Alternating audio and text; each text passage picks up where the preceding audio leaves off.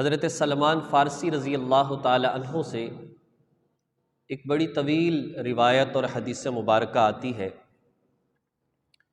بہقی شریف میں حضور نبی کریم صلی اللہ علیہ وسلم نے رمضان سے ایک دن پہلے صحابہ کرام کو جمع فرمایا اور جمع فرما کر ایک خطبہ ارشاد فرمایا، جس میں اس ماہ مبارک کی فضیلت، اس کی اہمیت، اس کی برکت کے حوالے سے بتایا کہ ہمیں اس مہینے میں کیا کرنا چاہیے۔ تو حضور علیہ الصلاۃ والسلام نے ارشاد فرمایا، اے مسلمانوں، اے میرے صحابہ، تم پر ایک بڑی برکت والا، ایک بڑی فضیلت والا مہینہ آ پہنچا ہے، جس میں ایک رات ایسی ہے جو 1000 مہینوں سے بہتر ہے، اور اس کو لیلۃ القدر کہا جاتا ہے۔ اور لیلۃ القدر کے حوالے سے قرآن کریم میں سورہ قدر موجود ہے۔ اس کے اگر شان نزول کو دیکھا جائے تو نبی پاک صلی اللہ علیہ وسلم نے پہلی امتوں کے چند عابدین کا ذکر کیا کہ جو تم سے پہلی امتیں گزری ہیں اس میں ایسا عبادت کرنے والا موجود تھا، ایسے چند لوگ عبادت کرنے والے موجود تھے جو کہ 1000 مہینے تک اللہ تعالیٰ کے حضور رات کو قیام کرتے رہے، نوافل پڑھتے رہے، دن میں وہ دشمن سے جہاد کرتے رہے، اللہ تعالیٰ کے دین کے حوالے سے محنت کرتے رہے۔ تو نبی پاک صلی اللہ علیہ وسلم کے صحابہ نے سوال کیا، یا رسول اللہ صلی اللہ علیہ وسلم، ہماری تو اتنی عمریں ہی نہیں ہے، ہماری تو اتنی زندگی ہی نہیں ہوتی، ہم کیسے ان کا یہ درجہ پا سکتے ہیں، ان سے آگے بڑھ سکتے ہیں؟ تو اللہ تبارک و تعالیٰ نے سورۃ القدر نازل فرمائی، انا انزلناہ فی لیلۃ القدر، لیلۃ القدر خیر من الف شہر۔ یعنی کیا فرما دیا کہ ہم نے تمہیں لیلۃ القدر عطا فرمائی ہے، اور جانتے بھی ہو لیلۃ القدر ہے کیا چیز؟ لیلۃ القدر خیر من الف شہر۔ لیلۃ القدر ایک ایسی رات ہے رمضان میں جو 1000 مہینوں سے بہتر ہے۔ تو جس شخص کو یہ رات مل گئی تو گویا اسے اتنی عبادت کرنے کا اجر مل گیا جو 1000 مہینوں سے زیادہ عرصے میں عبادت کی جاتی ہے، اور 1000 مہینوں کے 83 سال اور 4 مہینے بنتے ہیں۔ تو جس کسی بندے کو 2-4 راتیں بھی مل گئیں وہ تو پہلی امتوں کے عابدین سے آگے بڑھ گیا۔ تو اللہ تبارک و تعالیٰ نے یہ رات ہمیں عطا فرما دی کہ رمضان کے مہینے میں آخری عشرے کی طاق راتوں میں 21، 23، 25، 27، 29 ان میں اللہ کی عبادت کر لو، ان راتوں میں گناہوں سے بچ جاؤ، تو تم یہ مختصر عبادت کر کے پہلے بہت سالوں کی عبادت کرنے والوں سے آگے بڑھ سکتے ہو۔ آگے ارشاد فرمایا، یہ مہینہ ایسا ہے کہ جس کے روزوں کو تمہارے لیے فرض قرار دیا ہے، اور فرض کی بات جہاں تک ہے، سب سے زیادہ اللہ تبارک و تعالیٰ کے قریب کرنے والی جو عبادت ہوتی ہے وہ فرض ہوتا ہے۔ سب سے زیادہ جو اللہ کے قریب کرتا ہے انسان کو وہ فرض عبادت ہوتی ہے، اسی میں ایک روزہ ہے۔ تو کہا کہ روزہ ایسے مسلمان پر جو عاقل ہو، بالغ ہو، سمجھدار ہو، مرد ہو یا عورت ہو، تندرست ہو، مقیم ہو، اس پر روزہ رکھنا فرض ہے۔ اور جس نے بغیر کسی وجہ سے رمضان کا ایک روزہ چھوڑ دیا تو حدیث مبارکہ میں آتا ہے کہ ساری زندگی یہ روزے رکھتا بھی رہے تو جو اس رمضان کے روزے کی ایک برکت حاصل ہوتی ہے وہ حاصل نہیں کر سکتا۔ ایک روزہ بھی اگر اس نے جان بوجھ کر چھوڑ دیا، اجازت دی، ایسا بیمار ہے رکھ نہیں سکتا، فرمایا رخصت ہے، ایسا مسافر ہے سفر میں پریشانی ہوگی، فرمایا اجازت ہے، بعد میں قضا کر لینا، لیکن بغیر وجہ کے روزے کو چھوڑنا، تھوڑے بہت کام کاج کی وجہ سے، تھوڑی بہت مشقت کی وجہ سے، کہا کہ روزے کو چھوڑ دینا، ساری زندگی بھی روزہ رکھتا رہے، اگرچہ ایک روزہ رکھ کے اس کی قضا تو ہو جائے گی، لیکن اس روزے سے جو برکتیں حاصل ہونی تھی وہ ساری زندگی رکھ کر بھی حاصل نہیں ہوگی۔ اس لیے روزہ فرض قرار دیا۔ اس میں ایسا نہیں ہے کہ جی گھروں کے اندر تبدیلی کوئی نہ آئے اور اس عظیم عبادت سے ہم محروم رہیں اپنی تھوڑی بہت مصروفیات کی وجہ سے، جی ہمارے پیپر ہو رہے ہیں، جی چھوٹے موٹے کام ہمارے ہیں، جی ہم ایسا مشقت والا کام ہے کہ جب تک یہ نہ جو ہے روزہ رکھتے ہیں تو وہ کام نہیں کر سکتے۔ ان بنیادوں پر روزے کو چھوڑنا نہیں چاہیے۔ معذور ہو تو وہ الگ بات ہے۔ آگے ارشاد فرمایا، کہا کہ اس کی رات میں اللہ تعالیٰ کی ذات نے تمہارے لیے تراویح کو لازم قرار دیا ہے۔ نماز تراویح سنت مؤکدہ ہے۔ سنت مؤکدہ کا مطلب کہ بغیر عذر چھوڑنے والا گنہگار ہوگا۔ یہ بات یاد رکھنی چاہیے، نبی پاک صلی اللہ علیہ وسلم نے جماعت کے ساتھ 20 تراویح ادا فرمائی ہے۔ جماعت کے ساتھ 20 تراویح نبی پاک صلی اللہ علیہ وسلم نے ادا فرمائی ہے۔ ہاں اتنی بات ضرور ہے، اس کو پورے مہینے کے لیے جو سنت قرار دیا تو وہ صحابہ کی زندگی سے ہمیں ملتا ہے۔ حضور نے پورا مہینہ اس طرح سے جماعت کے ساتھ نہیں پڑھائی، اور اس کی وجہ بھی حضور علیہ الصلوۃ والسلام نے خود ارشاد فرما دیا، اگر میں پورا مہینہ اس طرح سے تمہیں جماعت کے ساتھ پڑھاتا، کہیں ایسا نہ ہوتا کہ اللہ اس کو فرض قرار دے دیتا۔ پڑھی ضرور ہے لیکن مستقل پورا مہینہ پڑھائی نہیں۔ لیکن پھر صحابہ کی زندگی سے حضرت ابوبکر صدیق رضی اللہ تعالیٰ عنہ، حضرت عمر فاروق رضی اللہ تعالیٰ عنہ، یہ وہ زمانے ہیں جن صحابہ کرام کا اپنا عمل سنت کہلاتا ہے، اور اس ترتیب کے ساتھ پھر یہ آج تک چلا آ رہا ہے۔ اس لیے تراویح کی نماز، حدیث میں کیا آیا؟ من صام رمضان ایمانا و احتسابا غفر له ما تقدم من ذنبہ، جس نے رمضان کا روزہ رکھا ثواب کی نیت سے اللہ کو راضی کرنے کے لیے، اللہ اس کے اگلے پچھلے گناہوں کو معاف فرما دے گا۔ من قام رمضان ایمانا و احتسابا غفر له ما تقدم من ذنبہ، فرمایا جس نے رات میں تراویح کی نماز ادا کی اللہ کو راضی کرنے کے لیے، اللہ اگلے پچھلے گناہوں کو معاف فرما دے گا۔ کتنی بڑی بات ہے۔ آگے ارشاد فرمایا کہ اے مسلمانوں، یہ رمضان کا مہینہ صبر اور غم خواری کا مہینہ ہے۔ یہ صبر کا مہینہ ہے۔ صبر کسے کہتے ہیں؟ برداشت کرنا۔ صبر کا ایک معنی کیا ہے؟ گناہوں کو چھوڑ دینا۔ کہا یہ وہ مہینہ ہے جو صبر کا مہینہ ہے۔ انسان کو چاہیے کہ آگے پیچھے بھی گناہوں سے بچے، لیکن رمضان کے اس مبارک مہینے میں تو بہت زیادہ گناہوں سے بچنے کی ضرورت ہے۔ اپنے آپ کو گناہوں سے بچایا جائے، اپنے اوپر کنٹرول کیا جائے۔ غم خواری کا یہ مہینہ ہے جب انسان خود بھوکا پیاسا رہتا ہے، اسے پتہ چلتا ہے کہ بھوک کی شدت، بھوک کی تکلیف ہوتی کیا ہے، پھر وہ غرباء کا احساس آتا ہے، پھر ایسے مسلمان مظلوموں کا خیال آتا ہے جو بھوک کی وجہ سے پریشانی میں وقت گزار رہے، جو بھوک کی وجہ سے تکلیف میں وقت گزار رہے، جن کی خواہشات تو کیا ضروریات پوری نہیں ہو رہی، تو انسان کے اندر یہ احساس پیدا ہوتا ہے۔ جب خود انسان روزہ رکھ کے تھوڑا بہت کام کرتا ہے تو پھر اپنے ماتحتوں کا، اپنے ملازموں کا احساس پیدا ہوتا ہے کہ روزہ رکھ کے جب بھوک لگ رہی ہو تو کام کرنا کتنا مشکل ہے۔ تو اس لیے فرمایا کہ روزہ رکھو، تمہارے اندر صبر پیدا ہوگا، اور صبر کا بدلہ جنت ہے۔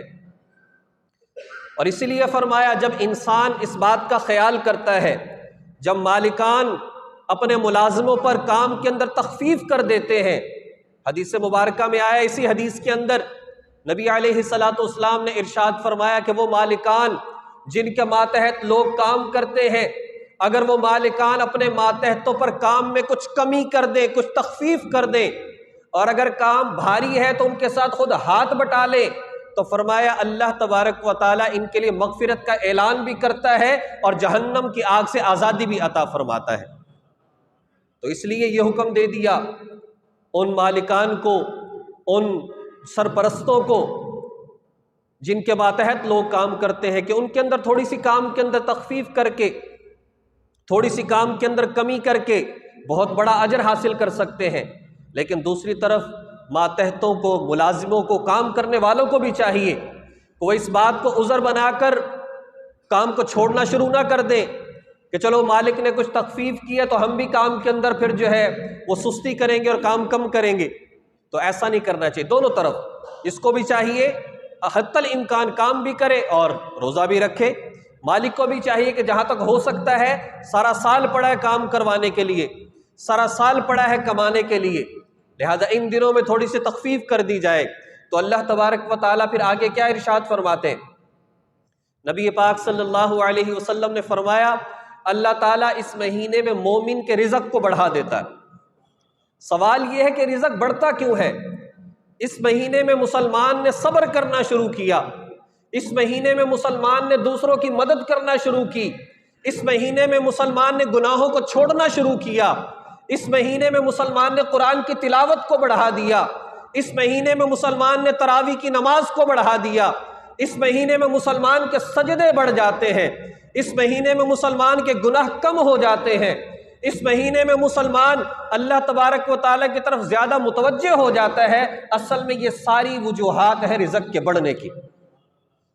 سارا سال عبادت ہم کم کرتے ہیں، گناہ ہماری زندگی میں زیادہ ہوتے ہیں، لوگوں کے احساس کم ہوتا ہے، صدقہ خیرات کم کرتے ہیں، جس کی وجہ سے رزق میں اتنی برکت نہیں ہوتی۔ اگر یہ سارے کام سارا سال چلتے رہیں تو رزق میں سارا سال برکت رہے۔ اس لیے اس بات کا اہتمام۔ آگے ارشاد فرمایا، کہا کہ جس کسی نے کسی مسلمان کا روزہ افطار کروا دیا تو اللہ تبارک و تعالیٰ اس روزہ افطار کروانے والے کو اتنا ہی اجر عطا فرمائے گا جتنا روزے رکھنے والے کو اجر عطا فرمائے گا۔ اب کسی کے دل میں یہ خیال پیدا ہو کہ جی میں نے روزہ رکھا سارا دن، اس نے افطار کروایا تو میرا ثواب تو وہ لے گیا۔ قربان جائیے نبی پاک صلی اللہ علیہ وسلم اور اس بہترین اور خوبصورت شریعت کے ارشاد فرمایا کہ روزہ افطار کروانے والے کو تو اجر ملے گا، لیکن روزہ رکھنے والے کے اجر میں ذرہ برابر کمی نہیں ہوگی۔ ہمارے استاد جی حضرت مولانا یوسف خان صاحب دامت برکاتہم العالیہ فرمانے لگے کہ ایک مرتبہ ہم سفر کر رہے تھے، جہاز میں تھے، تو افطاری کے وقت میں انہوں نے ڈبہ دیا کھانے کا کہ جی جب افطاری کا وقت ہو تو آپ روزہ افطار کر لیں۔ تو کہتے ہیں کہ ساتھ بیٹھے ایک صاحب نے جیسے افطاری کا وقت ہوا تو اس نے اپنے ڈبے میں سے کھجور نکال کے مجھے دی، تو میں نے کہا جی وہی مجھے بھی ملا ہے، جو آپ کو ملا ہے وہ تو مجھے بھی ملا ہے، لہذا میرے پاس بھی کھجور موجود ہے۔ کہا جی کہ میرا دل یہ چاہتا ہے کہ آپ میری کھجور سے روزہ افطار کریں تاکہ مجھے اجر مل جائے، تاکہ مجھے یہ ثواب مل جائے۔ اور استاد جی فرماتے کہتے کہ ہم رمضان میں مسجد نبوی میں تھے، تو کہا کہ افطاری کا بالکل وقت قریب ہے، تو اندر اس وقت میں نہیں جانے دیتے، لیکن ایک گیٹ کھلا، وہاں پہ تھوڑا سا رش تھا، تو کہتے ہیں کہ جو ہے ہم لائن میں تھے تو اچانک جو ہے افطاری کا وقت ہو گیا، اذان شروع ہو گئی، تو لوگ اندر جا رہے ہیں، رش بھی ہے، تو کہتے ہیں کہ ایک نے اپنے بیٹے سے کہا کہ بیٹے جو آپ کے پاس کھجور ہے وہ میرے منہ میں ڈال دو، جو آپ کے پاس کھجور ہے، کوئی سامان پکڑا ہوا تھا تو وہ میرے منہ میں ڈال دو۔ کہتے ہیں کہ اس نے کھجور جو ہے اس کے منہ میں ڈالنے کے لیے آگے بڑھائی، اتنے میں ایک ساتھ ایک عرب تھا، اس نے اس سے فائدہ اٹھا، اس کے ہاتھ میں جو کھجور تھی اس نے اس کے منہ کے اندر ڈال دی۔ تو کہتے ہیں کہ میرے ذہن میں کہ یار نبی پاک صلی اللہ علیہ وسلم نے جو باتیں ارشاد فرمائی، عرب کے اندر آج بھی وہ صفات نظر آتی ہیں۔ تو حضور علیہ السلام نے یہ بات ارشاد فرمائی، تو کہتے ہیں کہ صحابہ کرام تھوڑے سے وہ لوگ جو کہ تھوڑے سے کمزور تھے مالی اعتبار سے، تو عرض کرنے لگے یا رسول اللہ صلی اللہ علیہ وسلم، ہم میں سے ہر ایک تو ایسا نہیں ہے کہ جس کے پاس اتنا مال ہو کہ وہ روزے افطار کروائے، وہ افطار پارٹیاں کروائے، ہمارے پاس تو ایسا نہیں ہے۔ تو نبی پاک صلی اللہ علیہ وسلم نے ارشاد فرمایا یہ ثواب ایک مسلمان کسی کو ایک گھونٹ پانی پلا کر بھی حاصل کر سکتا ہے، ایک گھونٹ دودھ پلا کر روزہ افطار کروا کے بھی حاصل کر سکتا ہے، ایک کھجور کھلا کر روزہ افطار کروا کے بھی یہ ثواب حاصل کر سکتا ہے۔ اب سوال یہ ہے کہ جو زیادہ کھلاتے، پیٹ بھر کھلاتے تو انہیں تو پھر کوئی فائدہ نہ ہوا؟